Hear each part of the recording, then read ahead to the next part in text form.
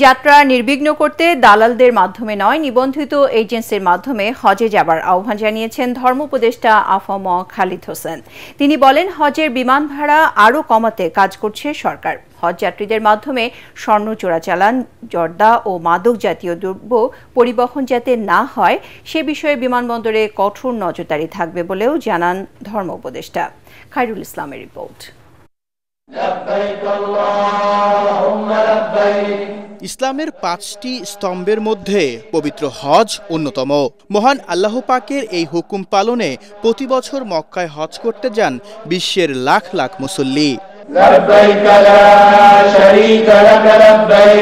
চাঁদ দেখা সাপেক্ষে আগামী বছর ২৭ মে হজ হওয়ার সম্ভাবনা রয়েছে। ২০২৬ সালের হজকে কেন্দ্র করে বাংলাদেশে ২৭ জুলাই থেকে শুরু হয়েছে নিবন্ধন, যার শেষ সময় নির্ধারণ করা হয়েছে ১২ অক্টোবর পর্যন্ত। তবে ১,২৭,০৯৮ জনের মধ্যে এখন পর্যন্ত সরকারি বেসরকারি মিলিয়ে নিবন্ধন করেছেন মাত্র ২০,০০০। তাই এবার কোটা পূরণ না হওয়ার আশঙ্কা হজ এজেন্সি মালিকদের। ধারণা করতেছি এটা হয়তো ১,২৭,১৯৮ জন, যেটা সরকারি এবং বেসরকারি ব্যবস্থাপনা যাওয়ার কথা, এটা হয়তো ফুলফিল হবে না।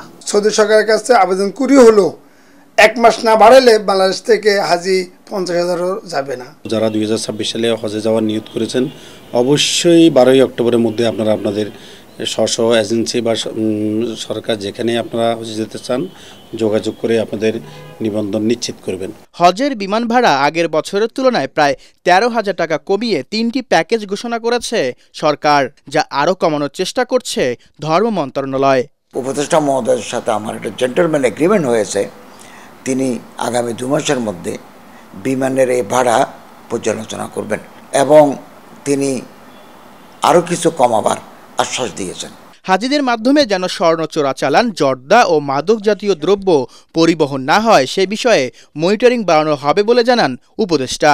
মাদক বলতে যেটা মনে করেন সিরেক্সিন, তারপরে জর্দা, তামাক, সুপারি, সুন, এগুলো যাতে যেতে না পারে এ ব্যাপারে আমরা ক্লোজ মনিটরিং করব এবং কেউ যদি এগুলো কনাইভেন্স করে পার করায় তার বিরুদ্ধে আমরা প্রচলিত আইনগত ব্যবস্থা নেব।